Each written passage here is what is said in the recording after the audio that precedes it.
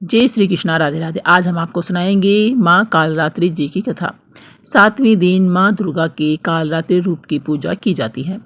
आज आप सभी भक्तजने सच्चे मन से श्रद्धा और विश्वास के साथ माँ कालरात्रि की संपूर्ण कथा को अवश्य सुनिए, क्योंकि माँ कालरात्रि की कथा सुनने से हमें हर प्रकार की बाधाओं से मुक्ति मिलती है, हमारे सारे संकट दूर हो जाते हैं। माता कालरात्रि जी की 4 भुजाएं हैं। ऊपर की दाहिनी भुजा से माँ भक्तों को वर प्रदान करती हैं, निचली दाई भुजा से अभय देती हैं, जबकि बाई भुजाओं में माँ खड़ग और कटीला मुसल धारण करती हैं। माँ कालरात्रि के केस खुले हुए हैं और गले में बिजली की माला शोभा पा रही है। ऐसा लगता है मानो बिजली चमक रही हो। क्रोध में माँ की नासिका से अग्नि की ज्वालाएं निकलती रहती हैं। माँ कालरात्रि गर्दभ यानी गधे की सवारी करती है। माँ कालरात्रि के इस भयंकर रूप को देखकर असुर और नकारात्मक शक्तियाँ भयभीत ही रहती हैं, लेकिन माता कालरात्रि अपने भक्तों पर परम अनुकंपा दर्शाने वाली है। भक्तों के लिए सुलभ और ममतामयी होने के कारण माता को सुमकरी भी कहा जाता है। श्री दुर्गा सप्तशती में महिषासुर नाम के दैत्य के वध के समय माँ भद्रकाली की कथा का वर्णन मिलता है कि युद्ध के समय महाभयानक दैत्य समूह देवी को रणभूमि में आते देखकर उनके ऊपर ऐसे बाणों की वर्षा करने लगा मानो बादल मेरुगिरी के शिखर पर पानी की धार बरसा रहा हो। तब देवी ने अपने बाणों से उस बाण समूह को अनायास ही काटकर उसके घोड़े और सारथियों को भी मार डाला था। साथ ही उसके धनुष और अत्यंत ऊंची ध्वजा को तुरंत काट दिया गिराया था। धनुष कट जाने पर उसके अंगों को अपने बाणों से बींध डाला था और भद्रकाली ने शूल का प्रहार किया। उससे राक्षस के शूल के सैकड़ों टुकड़े हो गए और वह महादैत्य प्राणों से हाथ धो बैठा। इसी प्रकार चंड और मुंड के वध के लिए माँ विकराल मुखी काली प्रकट हुई। मार्कंडेय ऋषि जी कहते हैं कि इसके बाद सुम्भ की आज्ञा पाकर वे चंड मुंड आदि दैत्य चतुर्गणी सेना के साथ अस्त्र शस्त्रों से सुसज्जित होकर चल पड़े। फिर गिरिराज हिमालय के शरण में ऊंचे शिखर पर पहुंचकर उन्होंने सिंह पर बैठी देवी को देखा। दैत्य उन्हें पकड़ने का प्रयास कर रहे थे।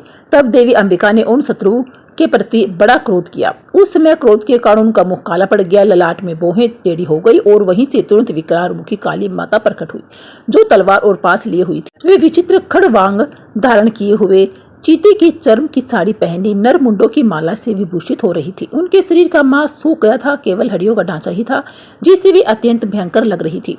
उनका मुख बहुत ही अधिक विशाल था, जीभ लपलपाने के कारण वह और भी डरावनी लग रही थी।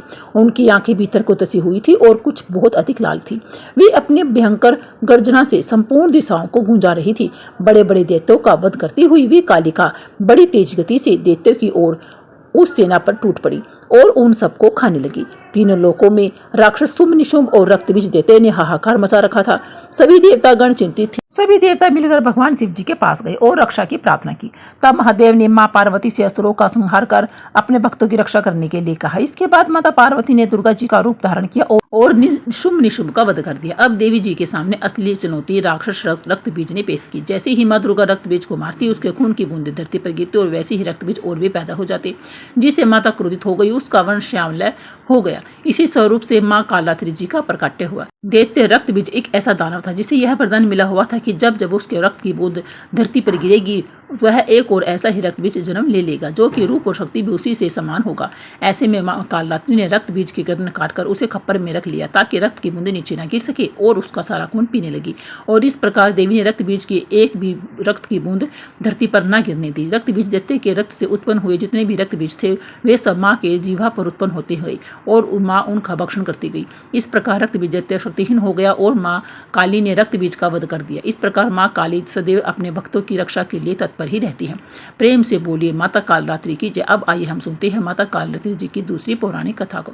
दूसरी कथा के अनुसार एक समय दारुक नामक एक पापी असुर ने ब्रह्मा जी की तपस्या करके उन्हें प्रसन्न कर लिया और ब्रह्मा जी से वरदान के रूप में और भी अधिक बलशाली हो गया। वह देवताओं और ब्राह्मणों को परेशान करने लगा। वह उन पर अत्याचार करने लगा और धार्मिक अनुष्ठान यज्ञ आदि बंद करवा दिए और स्वर्ग को चला गया। सभी देवता विचलित होकर ब्रह्मा जी और विष्णु जी के पास सहायता मांगने के लिए पहुंचे। ब्रह्मा जी ने बताया कि दारू का नाश सिर्फ स्त्री के हाथ से ही हो सकता है। सभी बड़े बड़े देवता भी उस युद्ध में हार जाते थे। अंत में अब निश्चय किया गया कि दारू का वध भगवान शिव की पत्नी माता पार्वती जी करेंगी। भगवान शिव ने अपना तीसरा नेत्र खोलकर भयानक और प्रचंड महाकाली को जन्म दिया। उनका शरीर काले रंग का था। माता काली के माथे पर तीसरा नेत्र और चंद्र रेखा थी। उनके हाथों में त्रिशूल और कई प्रकार के अस्त्र शस्त्र थे। महाकाली के प्रचंड रूप को देखकर चारों तरफ से अग्नि के भयानक लपटें उत्पन्न हो रही थी। महाकाली के क्रोध को भगवान शिव ही रोक सकते थे, इसीलिए उन्होंने एक बालक का रूप लिया। भगवान शिव शमशान पहुंचे और वहां बालक के रूप में लेट कर रोने लगे। छोटे बालक को रोता हुआ देखकर महाकाली का क्रोध शांत हो गया। उनके हृदय में ममता का भाव जागृत हो गया। उन्होंने शिवजी रूपी छोटे बालक को उठाया और अपने स्तनों से दूध पिलाने लगी। इसलिए कहते हैं कि शिवाधात्री। इस प्रकार से शिवजी ने उनके क्रोध को पी लिया। इस प्रकार महाकाली का भयानक और प्रचंड क्रोध शांत हो गया। इसके बाद महाकाली मूर्छित हो गई। उन्हें होश में लाने के लिए भगवान शिव ने तांडव नृत्य किया। होश भी आने पर वह पुण्य माता पार्वती के रूप में आ चुकी थी। माता पार्वती भगवान शिव का नृत्य देखकर नृत्य करने लगी, जिसके कारण उन्हें योगिनी के नाम से पुकारा जाने लगा। एक बार फिर से प्रेम से बोलिए जय माता काली की। प्रिय श्रोताओं, अब आइए हम सुनते हैं माता काली जी की दूसरी कथा। एक राजा और एक रानी थी। बहुत दिनों तक उनके कोई भी संतान नहीं थी। कई जप तप करने के बाद भी कई सालों बाद उन्हें एक संतान की प्राप्ति हो गई। अब राजा और रानी बहुत खुशी से झूम उठे, राजपाट संभालने लगे। कई दिनों तक ऐसा ही चलता रहा। देखते देखते पुत्र 4-5 साल का हो गया। एक दिन की बात है, रानी दोपहर में बच्चे के साथ सो रही थी। बच्चे की नींद खुल गई। वह उठकर बाहर की ओर जाने लगा, क्योंकि उसे बाहर जाने ही नहीं दिया जाता था। तो वह माँ को सोता देखकर उसके मन में बाहर जाने की इच्छा हुई और अपनी उम्र के बच्चों के साथ बाहर जाकर खेलने लगा और वह छिपकर बाहर चला गया। वह खेलते खेलते बहुत दूर चला गया और वह किसी दूसरे गांव में जा पहुंचा। इधर जब रानी की नींद खुली तो वह बच्चे को अपने पास न देखकर बहुत हैरान हो गई। फिर बच्चे की खोज भी शुरू हो गई। बहुत प्रयास करने के बाद भी सफलता हासिल नहीं हुई, अर्थात बच्चा नहीं मिला। अब राजा रानी फिर से दुखी हो गए। अब वह बच्चा उस गाँव में एक ग्वाले के घर रहने लगा। तो ग्वाले ने उससे पूछा, हे पुत्र, तुम कहाँ से आई हो? तो वह बच्चा अपने बारे में कुछ बता नहीं सका, क्योंकि वह बहुत ही छोटा था। उसे कुछ नहीं पता था। वह केवल बच्चों के साथ खेलते कूदने में ही व्यस्त रहता। ग्वाले ने कहा, जब यह बच्चा अपना नाम नहीं बता पा रहा है तो इसे अपने पास रख लो। जैसे तुम्हारे 2 बच्चे हैं वैसे ही यह तीसरा रहेगा। अब इधर वह बालक ग्वाले के बच्चों के साथ घुल मिलकर खेलने लगा और कुछ दिन व्यतीत हो गए। एक दिन ग्वाले की नज़र उस बच्चे के हाथ पर पड़ी। उसने देखा कि उसके हाथ में किसी का नाम लिखा हुआ है। तो वह बच्चे से पूछा, पुत्र, यह किसका नाम है? तो उस बच्चे ने कहा, यह हमारे पिताजी का नाम लिखा है। तो ग्वाले ने कहा, हम आपके पिताजी का नाम ढूंढते हुए घर पर चलेंगे। अब देखिए, इधर जब राजा शिकार पर निकल जाते हैं तो रानी रोज़ अपने बच्चों को इधर उधर ढूंढती है, क्योंकि वहाँ का हृदय था।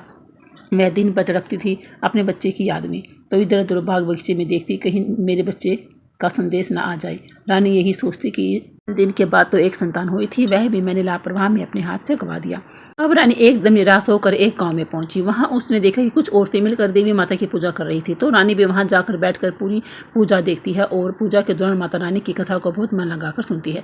पूजा खत्म हो जाने के बाद सारी सुहागिनें रानी को प्रसाद देती हैं। तब रानी ने पूछा, बहन, आप किसका पूजा कर रही हो? हमको भी बताइए। तब सभी सुहागिनों ने कहा कि हम माँ भगवानी माँ दुर्गा की पूजा कर रही है। माता बहुत ही दयालु है, वह अपने भक्तों के संकटों को हर लेती है। बस ध्यान करने वाली बात है कि तब तक आपकी मनोकामनाएं तुरंत पूरी हो जाती है। जब आपकी मनोकामना पूरी हो जाए तो आप तुरंत माँ देवी की पूजा करें। आप जो मन्नत मांगती हैं उसे पूरा करें। मनोकामना पूर्ण होने के बाद माता रानी की पूजा तुरंत ही कर लेनी चाहिए, उन्हें टालना नहीं चाहिए। हैनी ने अपने मन में सोचा कि अगर मैं माँ भवानी माँ दुर्गा ने हमारा बच्चा सकुशल वापस हमारे पास पहुँचाया तो हम भी इसकी सभी तरह से जो बन पड़ेगा माता रानी की पूजा करेंगे। इधर रानी का यह मन्नत मान लिया गया। उधर ग्वाला बच्चे को लेकर उसके पिता की तलाश में निकल पड़ा। वह कई जगह ढूंढते हुए काफ़ी देर बाद गांव के किनारे पहुंचा। तो एक व्यक्ति ने पूछा कि भैया, इस नाम के व्यक्ति को क्या आप जानते हैं? तो उस आदमी ने बताया, हाँ भैया, यह हमारे राजा का नाम है, उसका पुत्र खो गया है। क्या यह उन्हीं का पुत्र है? यह बताकर ग्वाले को घर का पता बताया। ग्वाला जब बच्चे को लेकर राजा के द्वार पर पहुंचा तो राजा रानी ने अपने बच्चे को देखकर लिपट कर रोने लगी और बार बार ग्वाला को धन्यवाद करने लगे। तो राजा ने पूछा, भाई, इसको आपको यह कहाँ पाया? तो ग्वाले ने कहा, राजा साहब, यह बालक घूमते घूमते हमारे गांव में आ पहुंचा था। तब हमने इससे इसका पता पूछा। बालक कुछ नहीं बता पा रहा था। एक दिन खेलते खेलते जब मेरी नज़र इसके हाथ पर गई तो इसके हाथ पर इसके पिता यानी कि आपका नाम लिखा हुआ था। इस नाम के सारे ही हम आप तक पहुँचे हैं। प्रिय भक्तों, रानी की खुशी की कोई सीमा नहीं थी। रानी ने राजा से कहा, ग्वाला को खूब धन दौलत देकर विदा कीजिए। लेकिन ग्वाले ने कुछ नहीं लिया और कहा, जितनी खुशी आपको हो अपना पुत्र पाकर है उतनी ही मुझे भी है कि मैंने आपकी धरोहर को आप तक पहुंचा दिया। अंत में राजा ने ग्वाले को धन देकर विदा किया। अब अब रानी को तुरंत याद आया कि उन्होंने माता रानी की मन्नत मांगी थी, उनकी पूजा करने का और नवरात्रि का व्रत करने का। रानी ने राजा से कहा, हमने माँ दुर्गा का मन्नत मांगी है, हमें नवरात्रि का व्रत करना है, हम नवरात्रि का व्रत करेंगे। नगर की कुछ स्त्रियों को निमंत्रण दिया तो तुरंत माँ भवानी की पूजा की गई। रानी ने तुरंत माता की पूजा करने वाली सारी सामग्री इकट्ठी करवाई। माता रानी की पूजा विधिवत की गई। सभी सुहागिनों ने मिलकर माता रानी की विधिवत पूजा की और माँ भवानी माता दुर्गा की गीत गाई। जिन सुहागिनों को माता रानी की कथा आ रही थी उन्होंने माता रानी की कथा सुनाई। फिर अंत में सभी सुहागिनों ने मिलकर माता रानी की आरती की और उनसे प्रार्थना की कि हे माँ, जिस तरह आपने हमारे संकटों को दूर किया है, ऐसे ही जो आपको याद करे आप उनके भी संकट को तुरंत को दूर कर दे। हे माँ, आपका स्वभाव बड़ा ही दयालु है, बड़ा ही सहज है, बड़ा ही कृपालु है। जय माता रानी। हे माँ भवानी, जिस प्रकार आपने रानी के बच्चे को वापस किया, उसकी गोद भरी, उसके जीवन में खुशहाली लौटाई, उसी प्रकार सभी माताओं की हमारी भी गोद को हरा भरा रखिए, हम सभी के घरों में सुख समृद्धि लाइए। जय माता दुर्गा। ओम नमः शिवाय। अंत में चलिए हम माता रानी से प्रार्थना करते हैं कि हे परमेश्वरी, मेरे द्वारा रात दिन सहस्त्रों अपराध होते रहते हैं, मेरी दासी है समझकर मेरे उन अपराधों को क्षमा करो। हे परमेश्वरी, मैं आह्वान विसर्जन पूजन करना नहीं जानती, मुझे क्षमा करो। हे सुरेश्वरी, मैंने जो मंत्रहीन क्रियाहीन भक्तयुक्त पूजन किया है वह स्वीकार करो। हे परमेश्वरी, अज्ञान से, भूल से अथवा बुद्धि भ्रांति से जो न्यूनता अथवा अधिकता हो गई हो उसे क्षमा कीजिए तथा प्रसन्न होइए। आप सभी को यह जानकारी कैसी लगी हमें कमेंट बॉक्स में जरूर बताइए। बोलिए जय श्री कृष्ण, राधे राधे, हर हर महादेव। जय माता दी, जय माता दी, जय माता।